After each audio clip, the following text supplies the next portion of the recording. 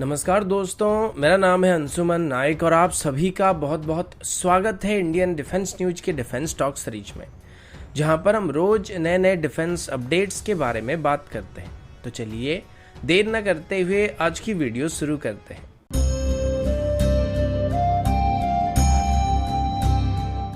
आज की पहली अपडेट एक डेडिकेटेड इलेक्ट्रॉनिक वॉरफेयर या इलेक्ट्रॉनिक अटैक एयरक्राफ्ट को लेके है। सबसे पहले आप सभी ने यूनाइटेड स्टेट की F-18 की एक डेडिकेटेड इलेक्ट्रॉनिक वॉरफेयर वाले वेरिएंट को देखा होगा, जिसको ग्रॉलर के नाम से जाना जाता है और इसे स्पेशली दुश्मन की रडार्स को जैम करने के लिए या फिर इलेक्ट्रॉनिक अटैक करने के लिए इस्तेमाल किया जाता है, ताकि इसके साथ स्ट्राइक पैकेज आसानी से दुश्मन की एरिया में घुसकर बमबारी करके वापस आ सके या मिसाइल लॉन्च करके वापस आ सके।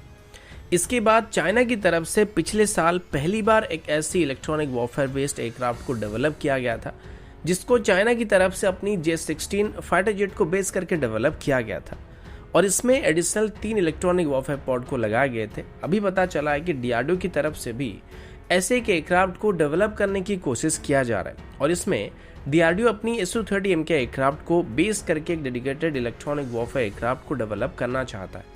इसके लिए अभी combat aircraft system development and integration centre की तरफ से, जो कि DRDO के पार्ट है, तो उनके तरफ से अभी इसकी डेवलपमेंट को शुरू किया गया है। और वैसे भी J-16 एयरक्राफ्ट की बात करें तो ये भी Su-30 का एक चाइनीज कॉपी है, जिसमें मेन एयरफ्रेम और इंजन परफॉर्मेंस में कोई बहुत ज्यादा डिफरेंस नहीं है। तो अगर यहाँ पर J-16 additional electronic warfare pod को होल्ड कर सकता है तो सुखोई भी आसानी से कर सकता है। इसीलिए अभी DRDO की तरफ से एक्सपेरिमेंटल बेसिस पर Su-30M के एयरक्राफ्ट में dedicated tactical jamming pods, communication countermeasure system, electronic warfare receiver suite, satellite communication system और high precision signal intelligence system को इंटीग्रेट करने का फैसला किया गया।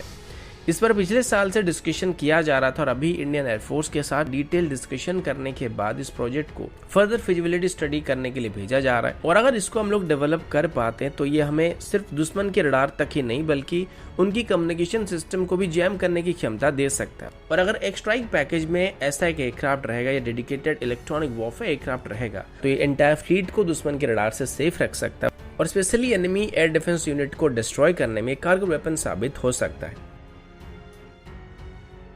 अगला अपडेट सुला रडार को लेके है। ये वो रडार्स होते हैं जो कि स्पेस में घूमने वाले छोटे छोटे डेब्रिज को भी ट्रैक कर सकते हैं। और अभी रशिया की तरफ से दिए गए स्टेटमेंट के मुताबिक भारत, इजिप्ट और चाइना की तरफ से रशिया से इन रडार को खरीदा गया। अब दिन ब दिन स्पेस में भी ट्रैफिक जो है वो काफी हद तक बढ़ रहा है और पिछले महीने इसरो ने हमारे 2 सैटेलाइट को 2 बार डिब्री से टकराने से बचाया था और आगे चल के ऐसे खतरे जो है और भी बढ़ने वाले हैं, जहां पर स्पेस में कांस्टेंट नजर रखने की जरूरत पड़ने वाली है, वरना किसी भी वक्त जो डिब्री आके हमारे सैटेलाइट के साथ टकरा सकते हैं, फिर उसको नुकसान पहुंचा सकते हैं। रशिया के मुताबिक ये रडार एक डुअल यूज रडार हो सकता है, जिनको बोथ सिविलियन एप्लीकेशन के लिए या फिर मिलिट्री एप्लीकेशन भी इस्तेमाल किया जा सकता है। इसकी रेंज लगभग 6000 किलोमीटर है और अभी रशिया की तरफ से रडार को भारत, चाइना और इजिप्ट को डिलीवर करने के लिए फैब्रिकेट किया जा रहा है और उम्मीद है कि इनको 2023 में भारत को डिलीवर किया जाएगा।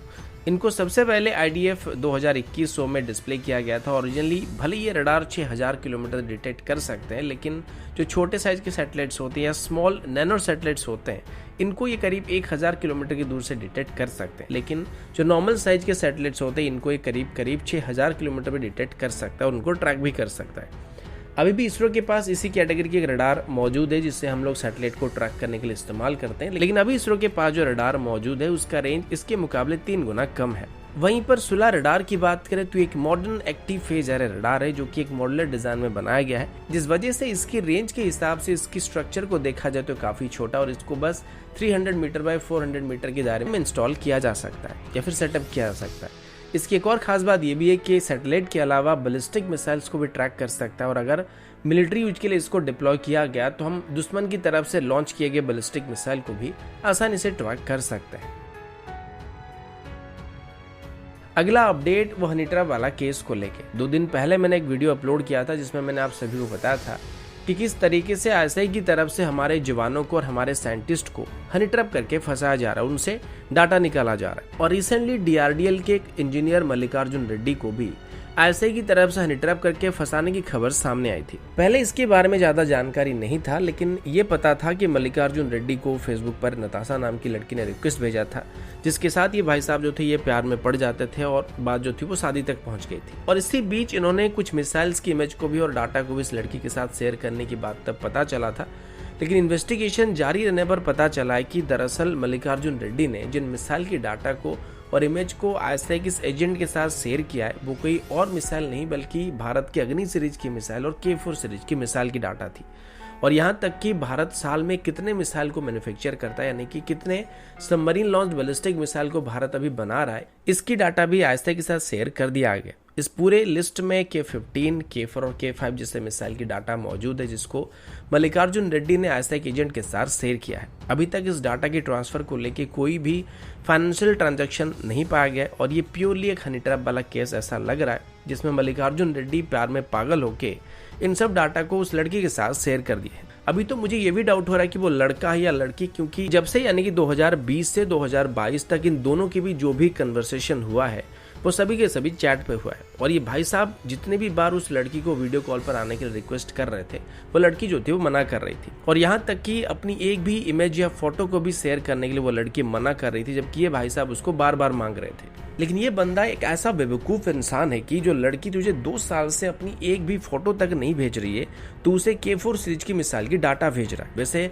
मैं बेवकूफ नहीं बल्कि यहाँ पे कुछ और शब्द का इस्तेमाल करना चाहता हूँ जो कि C से स्टार्ट होता है। वो शब्द यहाँ पर बहुत ही ज़्यादा सुइटेबल लगेगा लेकिन बता नहीं सकते, और सोचने में ये भी थोड़ा अजीब लगता है कि कोई इतना बेवकूफ़ कैसे हो सकता है। पहले सुना था कि प्यार अंधा होता है, अभी देख भी लिया।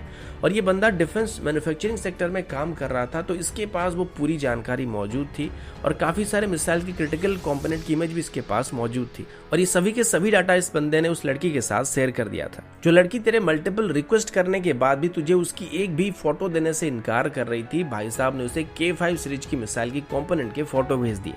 अब मेरा ना दिमाग थोड़ा गर्म हो रहा है। अब देखा जाए तो ये भारत के लिए बहुत ही बड़ी चिंता की बात है और अभी इस चीज को सीरियस लेना काफी जरूरी हो रहा है।